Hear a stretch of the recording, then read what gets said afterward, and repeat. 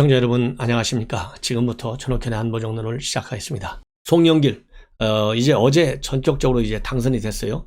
참 어렵게 아주 그냥 이 박빙 차이로 당선이 돼서, 그러다 보니까 이 홍영표 후보자 측에서는 이 부정선거 관련해서 뭘 좀 따져야 되는 거 아니냐 이런 얘기도 나왔지만은, 제가 보기에는 민주당답게 더 이상 잡음이 나오는 것 같지 않습니다.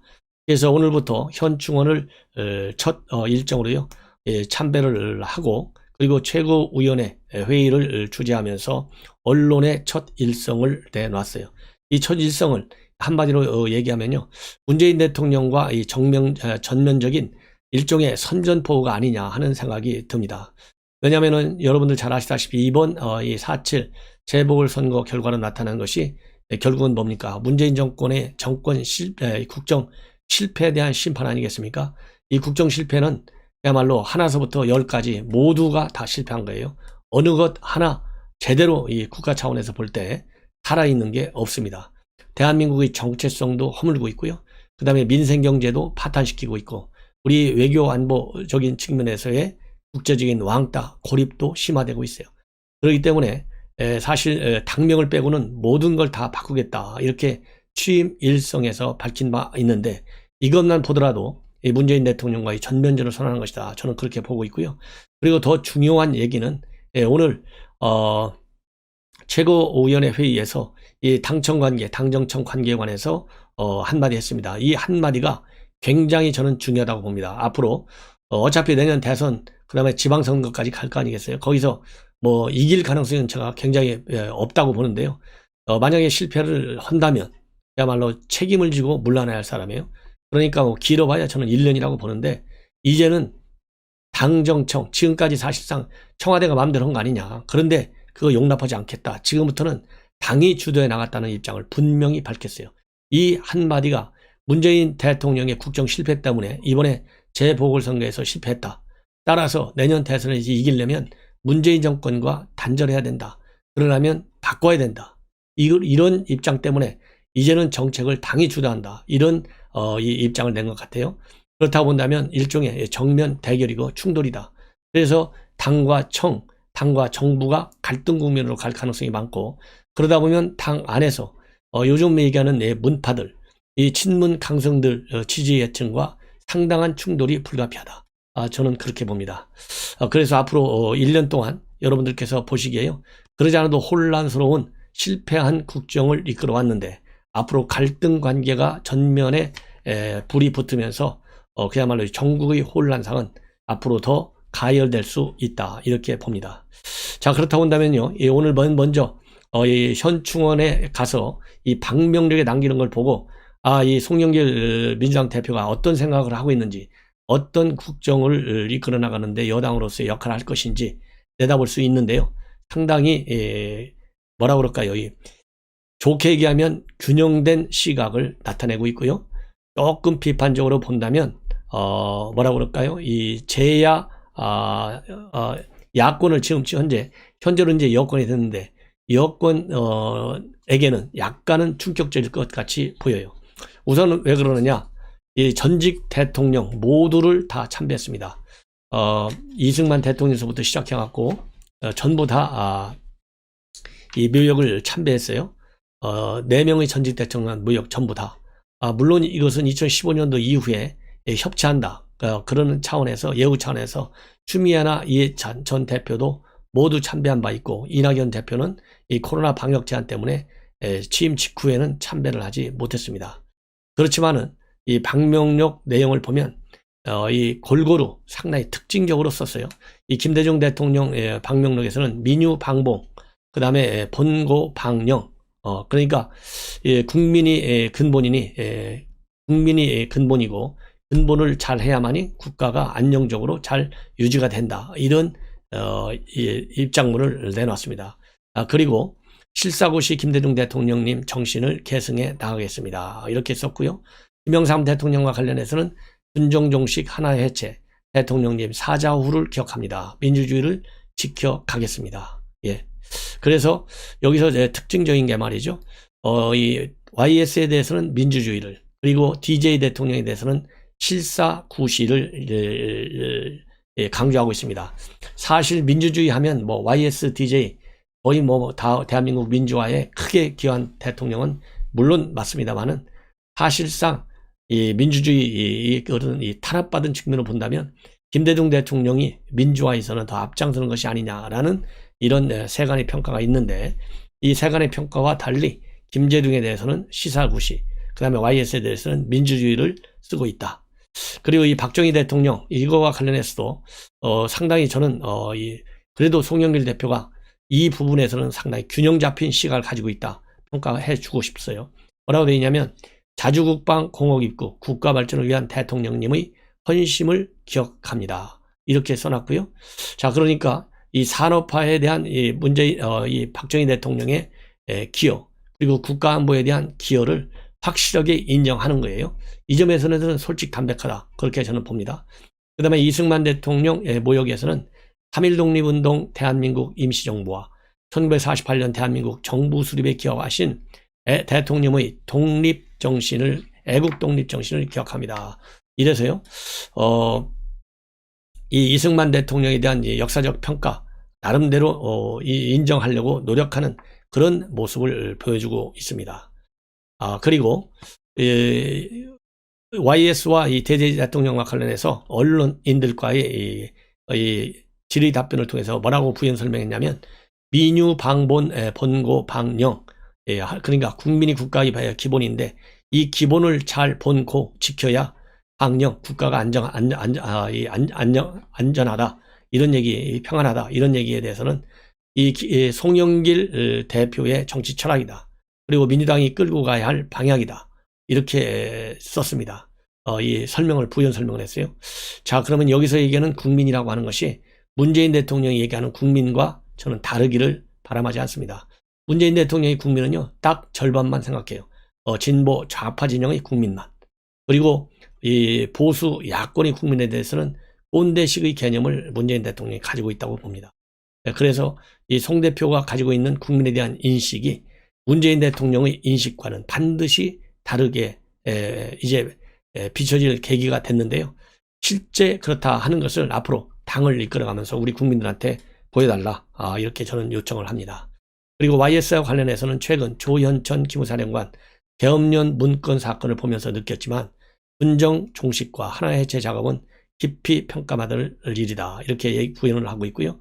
박정희 대통령 이 자주국방 미사일 개발 사업을 선도해서 그나마 우리 국방력이 튼튼하게 되고 공업 입국을 해온 점을 기억한다, 이렇게 얘기를 했습니다. 자, 그러면요, 이제 오늘 최고회의에서 그리고 말이죠, 오늘 또 현충원에서 기자들하고 추가적으로 또 무슨 얘기를 했냐면, 이거 굉장히 충격적인 얘기예요. 아들에게 들으니까 민주당이 유니폼, 즉 전투복 입으신 분들에게 너무 소리한다는 이야기를 들었다. 그러면서 말이죠, 앞으로 이 아들로부터 여당이 세월호만 챙긴다는 취지의 지적도 받았다, 이렇게 밝혔습니다. 그래서 이 아들이 얘기한 세월호만 챙긴다, 지금 문재인 대통령이 최근에 이 9번째 특검으로서는 첫 번째지만요, 다시 9번째 수사 조사를 이어가는 특검을 임명했어요. 이현주 특검을 임명했는데, 이현주 특검은 박범계 장관과 굉장히 밀접한 친분 관계를 가지고 있는 분으로 되어 있고, 이 민변 그러니까 충청도 지역, 대전 충청도 지역을 대표하는 민변의 지부장 역할까지 했어요. 이 정도가 되면 이 국민을, 그리고 세월호를 문재인 대통령이 어떻게 보고 있는지 알 수 있을 것 아니겠어요? 그런데 이 송영길 대표가 오늘 아들이 그러는데, 비록 아들을 인용했지만 세월호만 챙긴다는 말을 한 거, 언론에 공개한 거, 이거는 상당히 의미가 있는 그런 충격적 발언이다라고 생각이 듭니다. 자, 이제 오늘 최고위원회 주제에서 얘기한 얘기, 많은 얘기를 했지만은요, 압축하면 우선 이번 선거와 관련해서 매서운 회초리 잘 민심을 수용해서 민주당이 변하고 발전하도록 하겠다. 그리고 코로나 재난과 관련해서 이 정부 방역에 협조해 주셔서 감사한다. 그리고 백신 노력, 모든 노력을 다해서 11월에 집단 면역이 되도록 뒷받침하겠다. 그리고 부동산 문제와 관련해서는 당정 간 긴밀한 협의를 해서 대안을 마련하겠다, 이렇게 얘기하고요. 더 중요한 것은 진선미가 지금 현재 부동산 특위 위원장을 하고 있는데 이 위원회를 재구성하겠다는 얘기예요. 여기서 재구성하겠다는 얘기는 송영길 대표가 1주택에 대해서는 이 종부세를 없애는 방법을 강구하겠다라고 밝힌 바 있습니다. 그렇기 때문에 지금 종부세가 가지고 여당 안에서도 상당한 갈등이 많아요.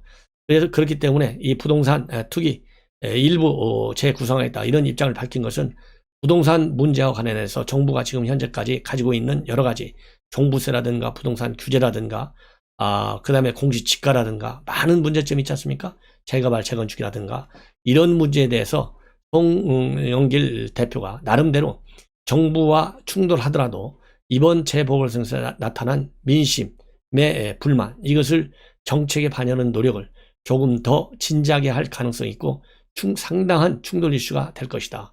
그렇게 봅니다. 그리고 이제 내년 선거와 관련해서는요. 당이 중심에 치르겠다. 후보 캠프가 아니다. 자, 이 김종인 비대위원장이 뭐라고 그랬어요? 윤석열 총장 당에 안 들어가도 돼. 그거 대선 때는 캠프가 중심인 거야. 이 얘기하고 정반대잖아요. 송 대표 말이 저는 옳다고 보고요. 그 다음에 상당히 충격적인 게 말이죠. 당헌 당규 연기할 거냐 안 할 거냐 이런 이 질문에 관해서는 체계적으로 당무 보고를 받고 체크해 보겠다. 그러면서 상당히 말을 아꼈어요. 이 얘기는 당헌 당규 개정할 가능성을 일단 시사한 것으로 보입니다. 그리고 이 당청 관계에 대해서는 정책 주도권도 당보다는 청와대가 주도해왔던 것이 사실인데 당이 정책의 중심이 되어야 한다. 국민의 목소리가 당과 청와대에 제대로 반영되도록 노력하겠다. 이렇게 얘기를 했습니다. 그래서 이 대목 저는 전면전을 선언한 거나 마찬가지다. 말은 부드럽지만 상당히 뼈가 있는 얘기다. 이렇게 저는 보고요. 그 다음에 문자 폭탄 요즘 굉장히 쟁점이 되고 있는데요. 여기에서는 살짝 꼬리를 내렸어요. 이 선거 직전에는 나름대로 이 문자 폭탄은 좀 문제가 있다. 이렇게 시각을 보였었고요. 그래서 홍영표와 우현식이는 절대적 지지, 그리고 송영길은 다소간 유보, 이렇게 해석될 수 있는 대목이었는데 딱 되고 나니까 마음이 좀 달라졌어요. 우선 강성당원이 아니다. 열성당원이라고 표현하고 싶다고 그랬어요. 그러면서 그분들의 열정이 이 시스템을 통해 의견이 수렴돼서 개혁의 에너지로 수긍할 수 있도록 노력하겠다. 이 얘기를 했습니다. 이 얘기는 결국은 이 친문 강성이라서 배제하지 않고 당에서 일단 수용하겠다는 얘기인데 이러한 입장문을 발표하게 된 것은 최근에 조홍천 의원이 신임 당 지도부가 이 친문 강성파의 문자 폭탄에 대한 입장을 정리해달라, 대응해달라 이러한 이 비문 의원들의 요구와 주장을 부분적으로 수용했다는 측면에서도 의미가 좀 있다 이렇게 보는데요. 제가 보기에는 여기서 또 정청래 강성이잖아요. 약간 결을 같이 하고 있어요.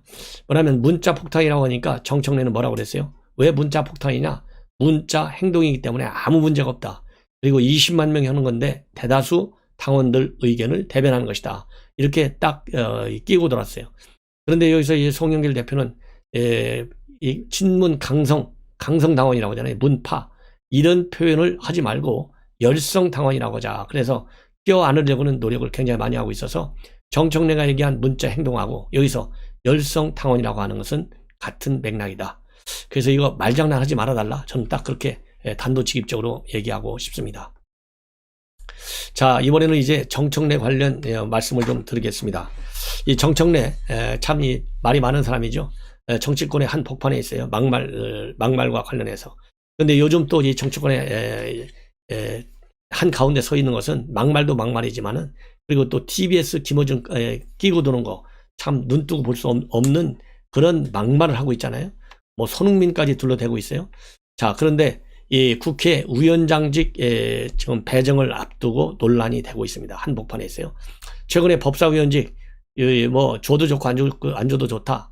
딱 담담하게 한 것 같지만은 그것이 박광훈 위원장한테 돌아가니까 서운하다. 그러면서 이 뒤끝 장렬하는 모습을 보여준 바 있습니다. 그런데 다시 또 문제가 되고 있는 것이요. 이제 지난번에 법사위원장 자리가 거론됐던 것은 윤호중 위원장이 원내대표가 되니까 비었었거든요. 근데 이번에는 송영길 위원장, 외통위원장을 했었는데 이 송영길 위원장이 당 대표가 돼버렸어요. 그러니까 위원장 자리가 비어버렸습니다. 비다 보니까 이거 지금 이제 정청래 차례 아니냐. 왜냐하면 민주당의 경우에는 선수하고요. 나이 술로 위원장직을 맡는데 민주당 3선 가운데서는 지금 위원장을 안 맡은 사람이 이광재, 정청래 이 두 사람이 나이가 제일 많다고 그래요. 이광재 의원은 65년 2월생이고 정청래는 65년 5월생이라고 합니다. 그런데 이광재 의원은 대선 출마하기 때문에 위원장을 안 맡을 가능성이 크다는 거예요. 그러면 정청래한테 간다는 것이죠. 그래서 이러한 관련된 기사를 정청래 의원이 어제 밤 늦게 올렸다고 그래요. 본인의 페북에. 딱 송영길 당선으로 공석된 외통위원장 딴딴딴 후임 정청래 이렇게 딱 올려놓고 안 한다. 맨 위에다가 안 한다. 이렇게 페북에 올렸는데요. 이 페북 기사를 오늘 전격적으로 또 비공개 처리했다고 합니다. 그래서 이 중앙일보 기자가 물어봤어요. 안 한다고 줬는데 그럼 기사 틀렸다는 거냐? 그러니까 전혀 하실 마음이 없다는 거냐? 그러니까 마음이 없다. 안 한다는 이유가 뭐냐? 그러니까 꼭 말을 해야 하나? 조금 기다려 보시죠. 이렇게 얘기를 했어요. 그런 얘기는 결국 본인도 위원장 하고 싶다는 얘기잖아요. 자, 그런데 말이죠. 문제가 있어요. 이미 정청래 의원의 경우에는 학창시절에 섭총련, 즉 서울지역 학생의 연합 소속으로서 주한미 대사관에 사제폭탄을 던지고 투옥된 바 있습니다. 이렇게 되면요. 미국 땅에다가 테러 행위하는 거나 똑같아요. 미 대사관은 미국 거니까. 미국은 철저합니다. 이런 사람들 절대 미국에 못 들어오게 해요. 그래서 2013년도에도 미국 가려다가 비자 발급이 거부됐어요. 제가 보기에는요. 이거 딱 하나로 미국이 한번 이거 미국에 테러 한 사람은요. 절대 받아들이지 않아요. 이번에 외통위원장 될 수가 없는 것이 이거 하나로. 왜냐하면 이 사람이 만약에 외통위원장이 된다. 그러면은 반미 최전선에 있었던 사람을 대한민국의 외교통일안보위원장으로 한다? 이거 이해가 갑니까? 지금 더군다나 지금 한미 동맹을 복원시켜야 되겠고 대중 견제에 있어서 한국이 이탈하는 것을 바이든 정부가 막으려고 많은 노력을 하고 있어요. 그런데 이런 사람을 갖다가 외통위원장 준다? 말이 안 되는 것이죠. 한번 민주당 한번 지켜보시도록 하시죠. 그런데 이제 법사위원장 자리도 또 말이 많게 됐어요. 왜냐하면 박광원을 주겠다 얘기를 했는데 국회 본회의에서 이게 통과가 돼야 돼요. 그런데 지금 김기현 원내대표가 법사위원장 자리를 돌려주지 않으면 그건 폭거다. 그건 범법이다. 이렇게까지 지금 강력히 되찾아와야 되고 돌려줘야 된다는 입장을 확고히 하고 있고요. 그리고 송영길 지금 대표의 경우에는 뭐라고 하고 있느냐. 윤호중이랑 법사위원장 자리를 빼놓은 것은 야당과 협의가 가능하다. 이런 입장을 밝히고 있거든요. 그래서 앞으로도 이 법사위원장 자리도 상당한 논란이 예견된다. 이렇게 저는 봅니다. 자, 이제 마지막으로 하나의 뉴스만 더 추가적으로 말씀을 드리겠습니다. 박범계 장관이 오늘 신임 검사들한테 임명장을 주면서 입장을 내놓았습니다. 이걸 보면 여전히 박범계는 애완견으로 키우고 싶다는 의지를 분명하게 내놓고 있어요. 이 몇 가지 포인트가 있는데요. 첫째는 이 정의 문제를 얘기하고 있습니다. 이 정의 문제는 이 박범계가 이미 작년에 국감장에서 윤석열 총장과 질의답변을 갖춰서 한번 언성이 불거진 적이 있어요. 윤석열 총장이 내리쳤죠. 당신이 얘기하는 것은 선택적 정의만 얘기하고 있다. 이렇게 얘기했는데 오늘은 이 선택이다 아니다 이런 말은 안 쓰고요. 말을 잘해요. 이 진보 좌파들이 말을 잘합니다. 공존의 정의가 필요하다. 우리에게는 공존의 정의가 필요하며 공존의 정의는 사회 모든 구성원들이 공감하고 받아들일 수 있는 정의를 의미한다. 그래서 공존의 정의라고 하는 새로운 또 용어를 꺼내 들었어요. 이 얘기는 결국 뭐냐? 검찰청 탐장 안팎의 정의가 달라서는 안 된다. 이렇게 얘기하면서 공존의 정의를 지켜라. 이렇게 얘기하고 있고요. 자, 누구한테 얘기해야 될지 모르겠어요. 박범계 본인이 선택적 정의, 현 정권이 진보 좌파 진영에게만 유리한 당리당략적 차원에서의 정의를 활용하고 있고 남용하고 있고 그것을 밀어붙이려고 하는 이 무리수를 두고 있다. 저는 그렇게 비판하지 않을 수가 없습니다. 그러면서 뭐라고 하고 있느냐? 위법한 수사, 그릇되고 과도한 법 집행에 대해서는 망설 없이 단호하게 대처해야 한다. 위법한 수사, 과도한 법 집행은 윤석열 총장이 그렇게 했다는 것이죠. 이게 말이나 됩니까? 위법한 사항에 대한 정당한 법 집행을 막은 것이 누구예요? 선택적 정의를. 조국, 추미애 지금 박범계로 이어지고 있고 그것이 이번에 심판을 받은 거예요. 아직도 이 검찰권 행사가 잘못되고 있다는 이 선입견 가지고 있는 한 박범계는 결국 정치 생명이 끝났다. 저는 그렇게 봅니다. 그러면서 국민 공감과 신뢰의 토대 위에서 절제되고 올바른 검찰권 행사될수록 함께하자. 자, 국민의 신뢰, 공감 받으려면요. 살아있는 권력에 대한 수사 제대로 하도록 해야 되겠다. 월선 원정수사, 울산시장 선거, 이 개입 의혹, 그다음에 유재수 감찰 무마, 조국 사건과 관련된 재판 이런 건에서요. 이 검찰이 지금까지 공소 제기한 내용 더 이상 회방하지 않아야 되겠다. 그리고 공정한 사법부도 이 사법부의 재판을 유도해야 되겠다. 이런 말씀을 드리고 싶고요. 그 다음에 검찰의 변화를 강력히 주장하고 있습니다. 검찰의 변화. 그러면서 이 검찰의 변화는 곧 검찰 개혁을 얘기하는 것 아니겠습니까? 이 검찰 개혁. 검찰 개혁이 지금 현재 이분화되어 있어요. 진보 좌파들이 얘기하는 검찰 개혁과 우리 애국 이 세력이 얘기하는 검찰 개혁은 차원을 달리한다. 이 검찰 개혁은 여권이 얘기하는 검찰 개혁은요. 자기네들이 잘못된 범죄 행각에 대한 이 수사는 안 하는 것이 안 하도록 검찰을 인사하고 검찰에 대해서 수사지휘권과 감찰권을 무지막지하게 행사하는 것이 검찰 개혁의 일환이에요. 이런 식의 검찰 개혁 아마도요. 이 신임 이 검사들 임명장 받으면서 많은 충격을 느꼈을 것 같습니다. 마지막으로 그리고 형사부, 공판부, 검사 상당히 중요하다. 그동안에는 특수부 검사들만 주목을 받았는데 그렇지 않도록 노력을 하겠다. 이런 입장문을 발표했습니다. 자, 시청자 여러분, 이렇게 해서 오늘 박범계가 어떤 얘기를 했는지 여러분들께 말씀을 드리고 이런 시각을 가지고서는 검찰을 국민의 검찰로 만들어낼 수 없다. 제가 보기에는 조남관 권한대행이 국민의 검찰이 되어야 된다. 이런 얘기를 수시로 지금 권한대행을 하면서 하고 있는데요. 박범계 조남관 권한대행한테 좀 배워라. 이렇게 주장을 하고 싶습니다. 시청자 여러분, 이것으로 제 방송을 마치고 또 이어서 중요한 뉴스 여러분들께 보도해 드리도록 하겠습니다. 시청자 여러분들의 많은 시청을 당부드립니다. 대단히 고맙습니다.